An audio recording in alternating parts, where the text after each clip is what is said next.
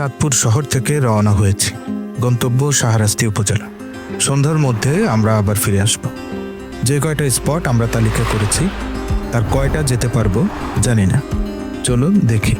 আমরা গিয়েছিলাম 25 জানুয়ারি 2026। আজকে ভিডিও আপলোড হলো। আমাদের আজকের ভ্রমণে আমরা 3 জেলার মধ্য দিয়ে আসা যাওয়া করব। আগেই বলেছি আমরা রওনা হয়েছি চাঁদপুর থেকে। মাঝপথে লক্ষ্মীপুর জেলার রামগঞ্জ উপজেলার মধ্য দিয়ে আবার চাঁদপুরের শাহরাস্তি উপজেলায় ঢুকব।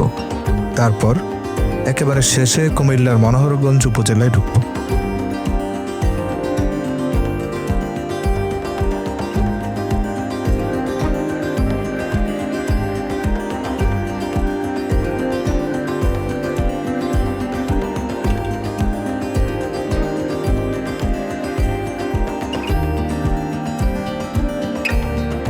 এখন আমরা চাঁদপুর সদর উপজেলার বাগাদি চৌরাস্তা দিয়ে ঢুকে ফরিদগঞ্জ উপজেলার কামতা বাজারের মধ্য দিয়ে সেন্দ্রা বাজার হয়ে আবার লক্ষ্মীপুর জেলার রামগঞ্জ উপজেলার কাটাখালী মোড় থেকে নোয়াগাঁও রোড হয়ে পানিওলা বাজার যাব।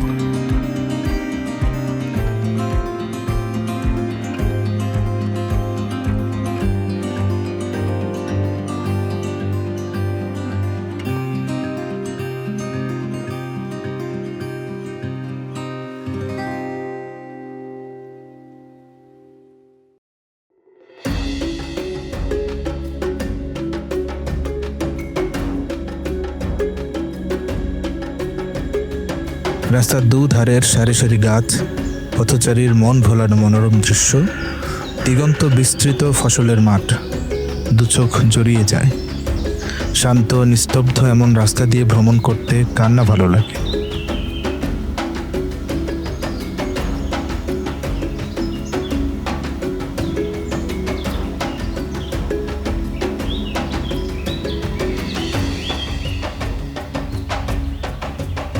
এটি নোয়াগাঁও বাজার। বাজারের মধ্য দিয়ে বের হয়ে প্রাইমারি স্কুলের পাশের রাস্তা ধরে এগোলেই সামনে পানিওলা বাজার।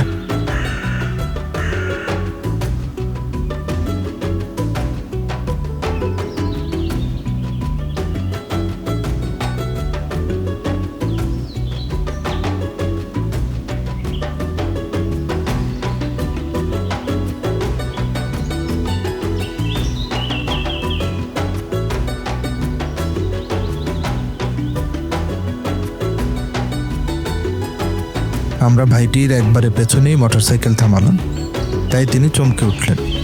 জিজ্ঞেস করলাম পানিওলা বাজার কি এইদিকে কিনা। তিনি বললেন এই রাস্তা ধরে সোজা গেলেই হবে।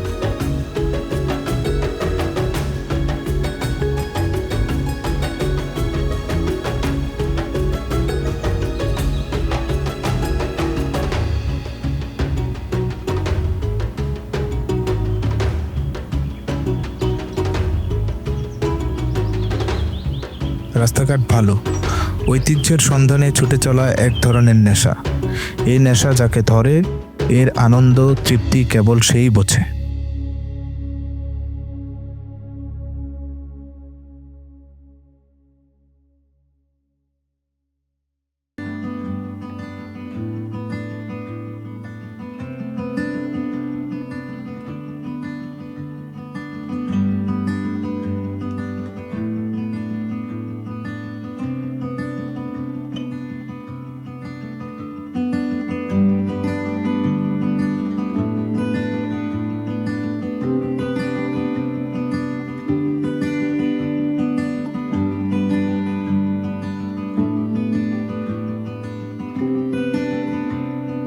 পানিওলা বাজারের বাম পাশ দিয়ে যে রাস্তা বের হয়েছে সেটি আমাদের প্রথম গন্তব্য রাগই কাঠের মসজিদে নিয়ে যাবে। পানিওলা বাজারের ডান পাশে আরেকটি রাস্তা আছে যেটি নরিংপুর থেকে এসেছে, যা আমরা আমাদের আজকের ভ্রমণের শেষ অংশ শরীফপুর জামে মসজিদ থেকে আসার সময় ব্যবহার করব।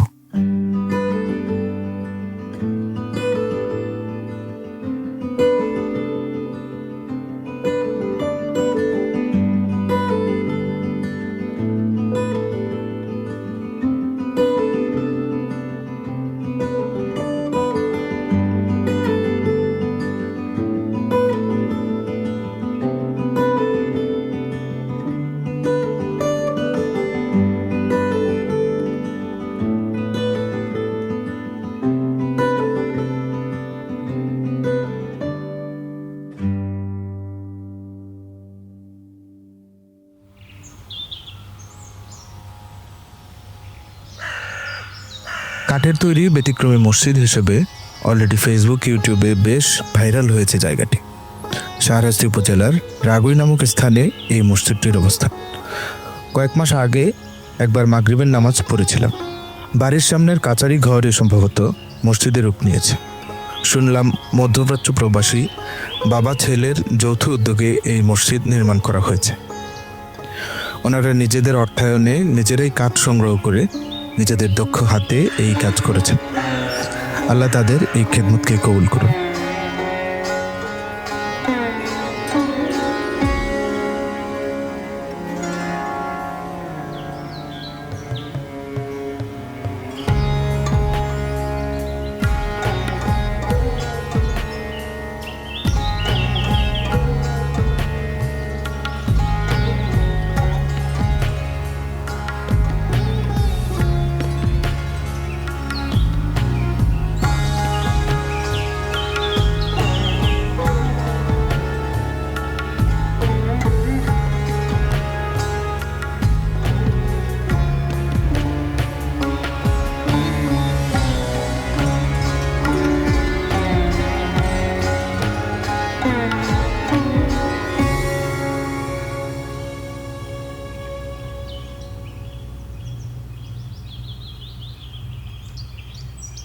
তারপর আমরা চলে আসলাম আমাদের দ্বিতীয় গন্তব্যে। এই জায়গাটি ডাকাতিয়া নদীর তীর ঘেঁষে তৈরি করা হয়েছে, যাতে মানুষজন বিকালবেলা ঘুরতে পারে, যা উপজেলা প্রশাসনের উদ্যোগে নির্মাণ করা হয়েছে।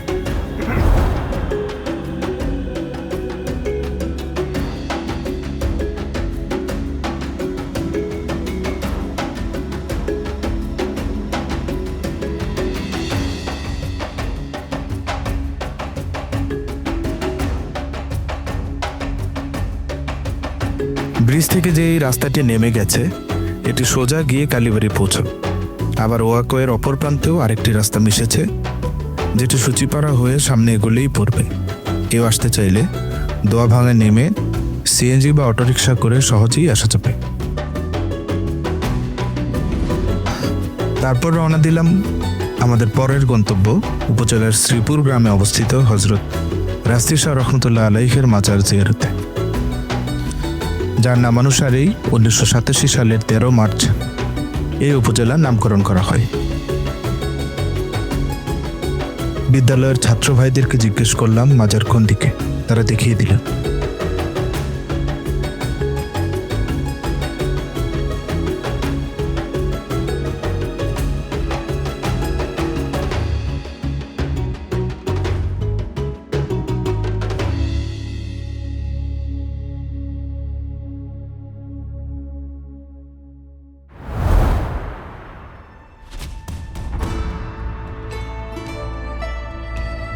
এই মহান ইসলাম প্রচারক রাস্তি শাহ রহমতুল্লাহ আলাইহের জন্ম ইরাকের বাগদাদ শহরে। তিনি ছিলেন হজরত বড়পীর আব্দুল কাদের জিলানী রহমতুল্লাহ আলাইহের বংশধর। তার পিতা ছিলেন বড়পীর সাহেবের ভাগ্নে। মাজারে রক্ষিত একটি বোর্ড থেকে জানা গেছে তার জন্ম 1228 সালে এবং তিনি এদেশে আগমন করেন 1351 সালে এবং এলাকায় দ্বীনের কাজ শেষে 1388 সালে তিনি ইন্তেকাল করেন।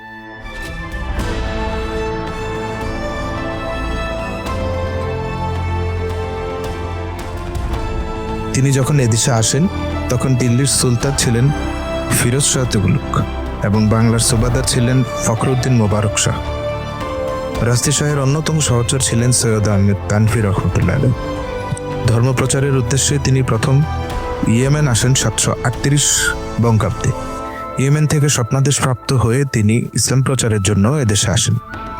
ইয়েমেন হতে দেশে আসেন বলে অনেকে তাকে ইয়েমেন বংশোদ্ভূত বলে থাকেন। এদেশে আসার সময় তার সঙ্গে আরও ছিলেন তারই কনিষ্ঠ ভ্রাতা শাহ মাহবুব। হজরত রাস্তি শাহ ছিলেন অকৃতদার। ক্রমান্বয়ে তিনি এলাকায় হজরত শাহ রাস্তি বগদাদি নামে পরিচিতি লাভ করেন।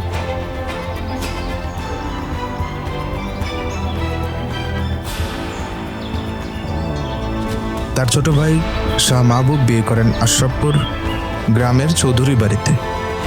আশরাফপুর বর্তমানে কচু উপজেলায় অবস্থিত। সেখানেও রয়েছে একটি অতি প্রাচীন 3 গম্বুজ মসজিদ।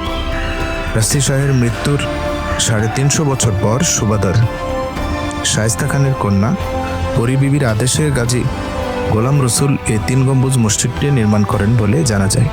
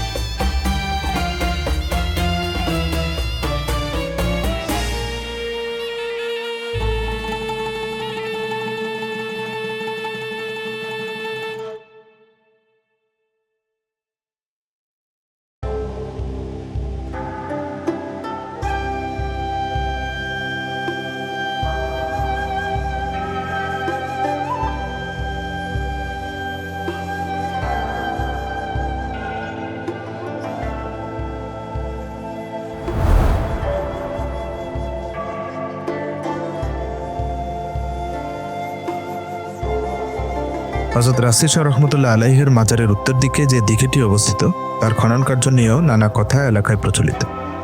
রাসি শাহর বংশধর বলে দাবিদার শ্রীপুর মিয়াবাড়ির লোকদের কাছ থেকে প্রাপ্ত তথ্যানুযায়ী জানা যায়, একসময় বহু সংখ্যক লোক রাসি শাহের মুরিদ হতে এলে এলাকায় তীব্র পানির সংকট দেখা দেয়। এই পানির সমস্যা সমাধান করতে রাসি সাহেব একটি দিঘি খননের প্রয়োজনীয়তা অনুভব করেন এবং এক রাতেই জিনদের দ্বারা 28 একর সম্পত্তিতে দিঘিটি খনন করতে শুরু করেন। কথা ছিল ভোর হলে জিনরা চলে যাবে। দিঘি কাটার পর দিঘির 3 পাড় বাঁধানো হয়, কিন্তু উত্তর পাড় বাঁধানোর আগেই শোনা গেল ফজরের নামাজের আজানের সুর। এতে করে একে একে জিনরা সব চলে যায়। উত্তর পাড় আর বাঁধানো হয়নি। আজও সেই অবস্থাতেই রয়েছে পুকুরটির উত্তর পাড়। আবার এই দিঘি খনন সম্পর্কে এলাকায় আরও একটি কথা কিংবদন্তির মতো ভেসে বেড়াচ্ছে। হয়তো বক্তব্যটি নিয়ে বিতর্কের ঝড় উঠতে পারে। শুধুমাত্র এলাকা থেকে সংগৃহীত জনশ্রুতি হিসেবেই দিঘি খনন সম্পর্কিত উক্ত বক্তব্যটি এখানে তুলে ধরা হল। কালী দেবীর সাথে রাসি শাহ রহমতুল্লাহ আলাইহি তার আধ্যাত্মিক সাধনা নিয়ে চ্যালেঞ্জ করে উক্ত দিঘি খননের প্রয়াস। কালী দেবী নাকি বলেছিলেন, এক রাতে এত বড় দিঘি খনন করা সম্ভব হবে না।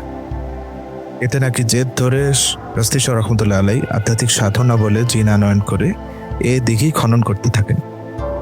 দিঘি খননের অগ্রগতি দেখে কালী দেবী বিস্মিত হয়ে যান এবং সন্দিহান হয়ে পড়েন যে রাসি শাহ রহমতুল্লাহ আলাইহি শেষ পর্যন্ত কামিয়াবি হতে যাচ্ছেন। যখন উক্ত দিঘির উত্তর পাড়টুকু বাঁধানো বাকি, তখন তিনি মরগের ছদ্মবেশে ডাক দিয়ে ভোর হবার ইঙ্গিত করেন। এতে ভোর হয়েছে মনে করে জিনগুলো খনন কার্য সমাপ্ত না করেই ফিরে যায়।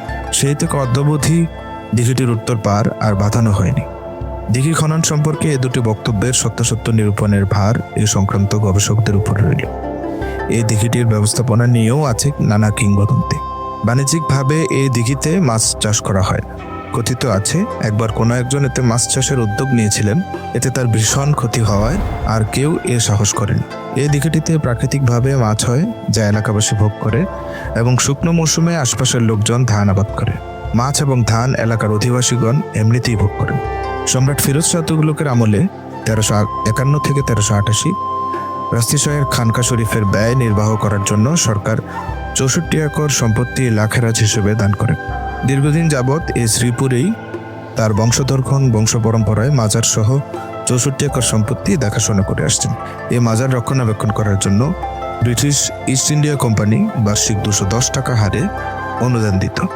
মাঝখানে হেনরি ম্যাটকাফ যখন কুমিল্লার ডিস্ট্রিক্ট ম্যাজিস্ট্রেট ছিলেন, তখন হযরত রাস্তি শাহের উত্তরসূরি হযরত গোলাম রেজার সাথে মতানৈক্য দেখা দিলে অনুদান বন্ধ হয়ে যায়। পরে অবশ্য সেই ঝামেলা চুকে গিয়েছিল। প্রতি বছর মাঘ মাসের শেষ বৃহস্পতিবার এখানে বার্ষিক ওরস অনুষ্ঠিত হয়। এতে প্রচুর লোক সমাগম হয়ে থাকে। বর্তমানে চাঁদপুরের জেলা প্রশাসকের নেতৃত্বে গঠিত একটি কমিটি এই মাজারের ব্যবস্থাপনার দায়িত্বে আছে। মাজারে একজন প্রধান খাদেম এবং বেশ কয়েকজন সহকারী নিযুক্ত আছেন।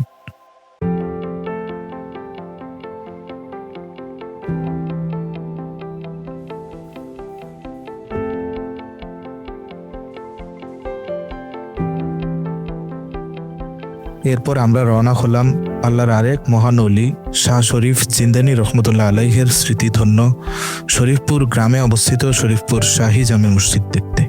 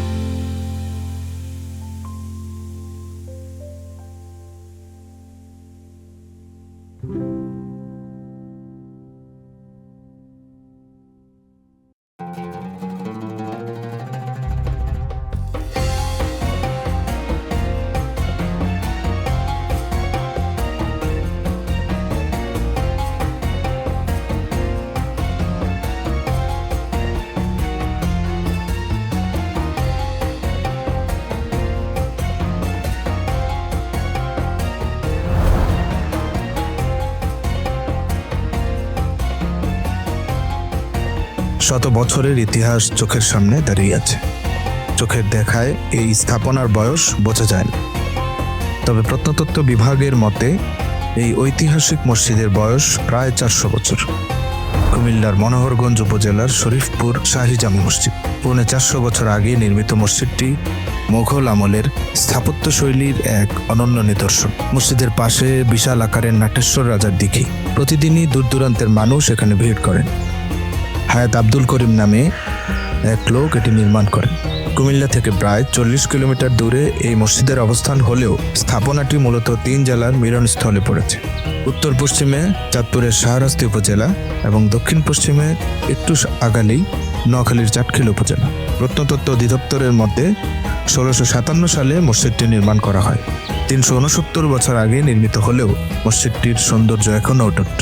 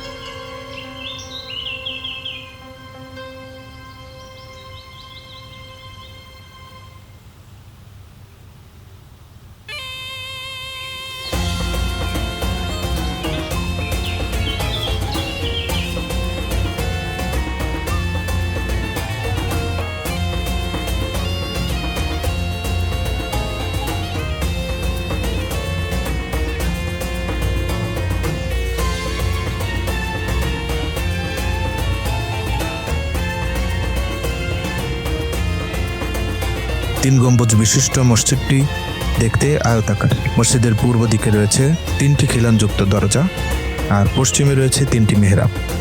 চুন সুরকির মসজিদে নামাজ আদায় করতে অনেকেই দূর দূরান্ত থেকে আসেন।